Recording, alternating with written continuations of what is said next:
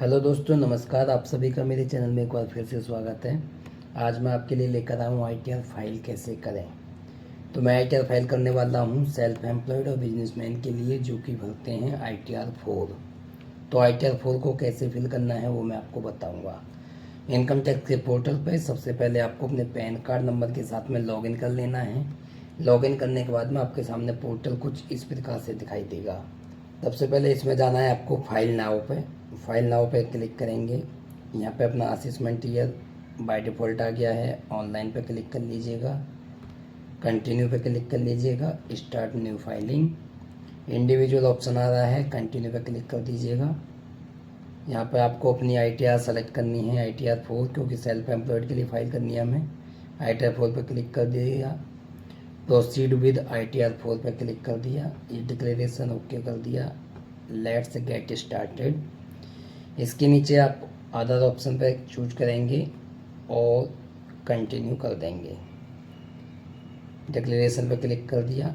इसके बाद में आपके सामने कुछ इस प्रकार से इंटरफेस खुला दिखेगा, जिसमें पहला ऑप्शन है part a general personal information. इस पर जब हम क्लिक करेंगे तो इसमें आपकी इन्फॉर्मेशन दिखाई देगी, जैसे कि आपका नाम, date of birth, PAN, Aadhaar, सब कुछ दिखाई देगा, एड्रेस वगैरह सब दिखेगा। Um nature of employment, actually हम ITR 4 कर रहे हैं तो अदर्स पर क्लिक बाय डिफ़ॉल्ट आ रहा है। इनका काम है डेयरी का, ये दूध सप्लाई करते हैं, पनीर, मक्खन, घी, ये अपने घर का सप्लाई करते हैं, तो इनका काम वो है। इसके बाद में आपसे कहेगा कि आप न्यू टैक्स रिजीम, जो पिछले साल आपने फाइल की थी उसमें न्यू टैक्स रिजीम चूज किया था क्या क्या, तो आपको कर देना है नो।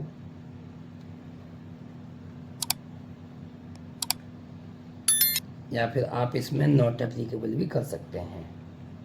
इसके बाद में कह रहा है कि आप न्यू टैक्स रिजीम को ऑप्ट आउट करना चाहते हो, यस और नो।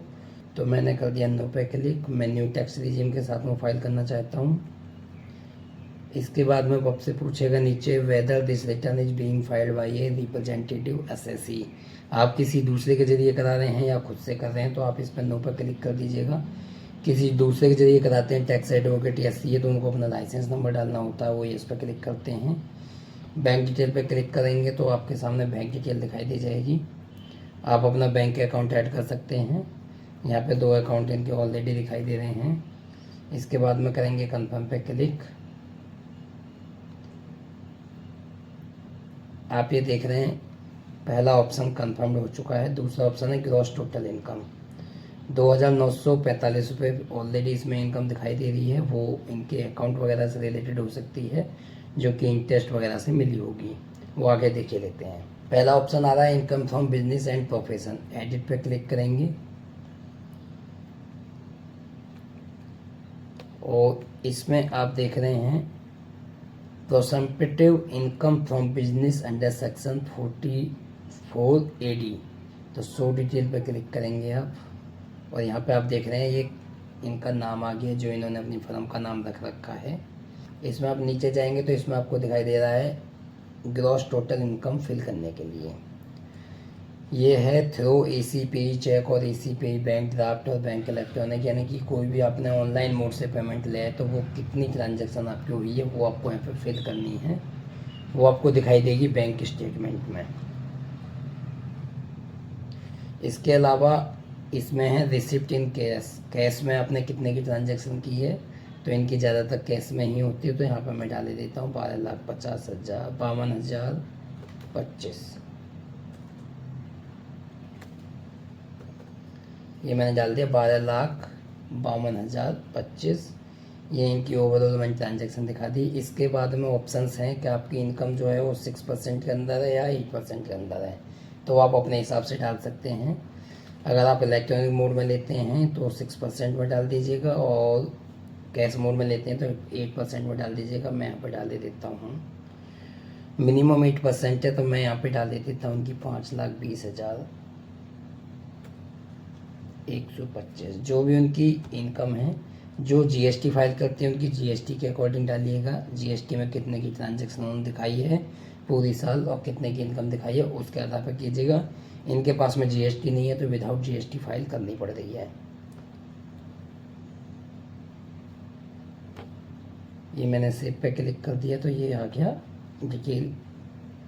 इसके बाद में अगर इनकी कोई सैलरी से भी इनकम आती है तो वो भी यहाँ पे आप फिल कर सकते हो।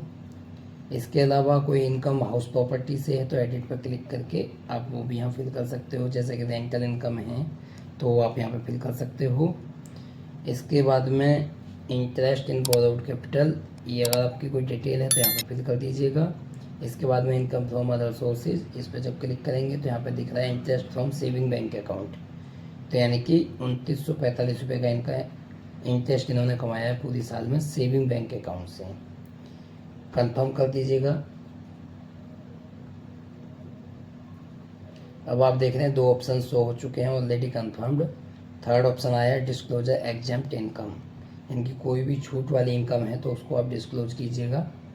यहाँ पे आप देख रहे हैं, इस पर क्लिक कर दीजिएगा। एडिट पे क्लिक करेंगे तो यहाँ पे आपसे डिटेल फिल करवाता है कि आपका मार्केट में कितना पैसा है, आपके पास में कितना लोगों का पैसा है, तो वो सारी डिटेल हमें यहाँ पे फिल करनी होती है। कोई लोन है, ऑन कैपिटल है पार्टनर्स में, अनसिक्योर्ड लोन है, एडवांस कोई ले रखा है, वो सारी डिटेल फिल करनी होती है। तो मैं यहाँ पर डाल देता हूँ सन्ड्री क्रेडिटर 12,521, यानी कि इनके ऊपर जो पैसा है। इन्वेंट्रीज वो एक बार चेक कर लीजिएगा, इन्वेंट्रीज अगर आपने डाली है तो ठीक है, अदरवाइज 0 कर दीजिएगा।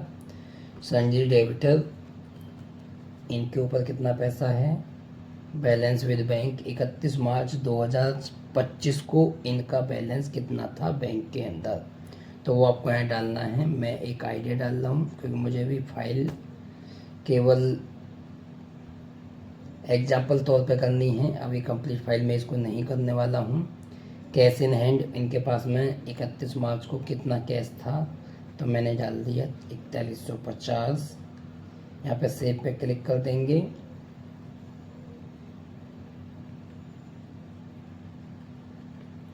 नीचे जाएंगे, कंफर्म पे क्लिक कर देंगे। अब आप देख रहे हैं हमारा चौथा ऑप्शन भी ओपन हो चुका है, LTCG long term capital gain. इस पर जब हम क्लिक करेंगे तो इसमें इनका ये देखना पड़ेगा इनका लॉन्ग टर्म कैपिटल गेन है या नहीं है। तो ये हम देखेंगे कैसे, ये हमको जाना पड़ेगा AIS में।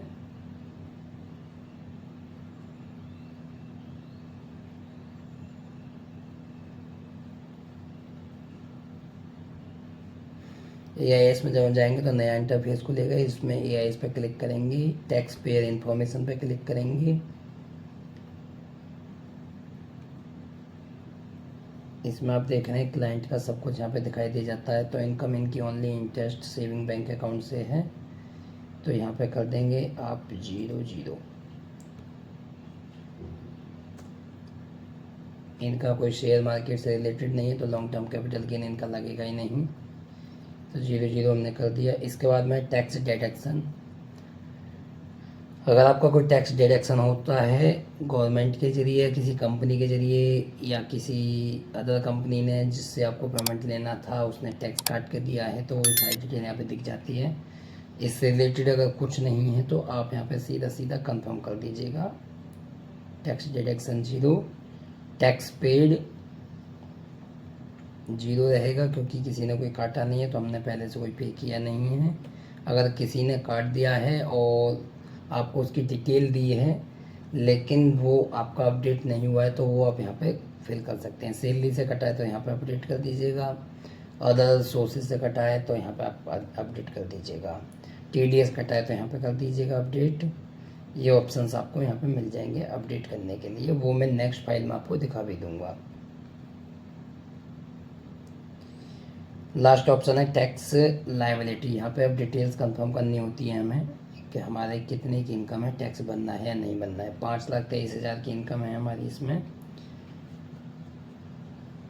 टोटल टैक्स बनना है 11,154 रुपये का, जो कि अंडर सेक्शन 87A के अंतर्गत रिबेट इनको मिल रही है पूरी। इसके नीचे आप ये देख रहे हैं, यहाँ पे कर देंगे आप कंफर्म। इसके बाद में ऑप्शन आ रहा है proceed to verification, proceed to verification पर क्लिक करेंगे। आप यहाँ पे देख रहे हैं कि पूरी डिटेल्स कंफर्म कर लीजिएगा अपना। Preview and submit your return, preview पे क्लिक करेंगे। यहाँ पे इनका नाम आ चुका है, यहाँ पे प्लेस डाल दीजिएगा।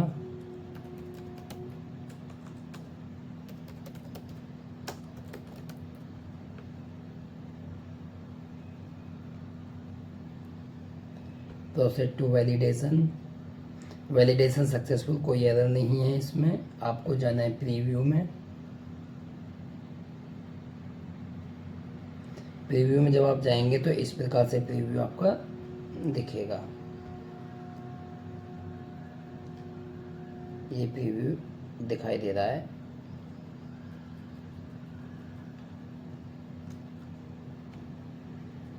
ग्रॉस टोटल इनकम का प्रीव्यू है ये डिस्क्लोज एग्जाम्प्ट इनकम जो हमने इसमें की है, ये LTCG under section 112A schedule 80C में हमने कोई डिटेल डाली नहीं है क्योंकि हमने न्यू टैक्स रिजीम में फाइल की है।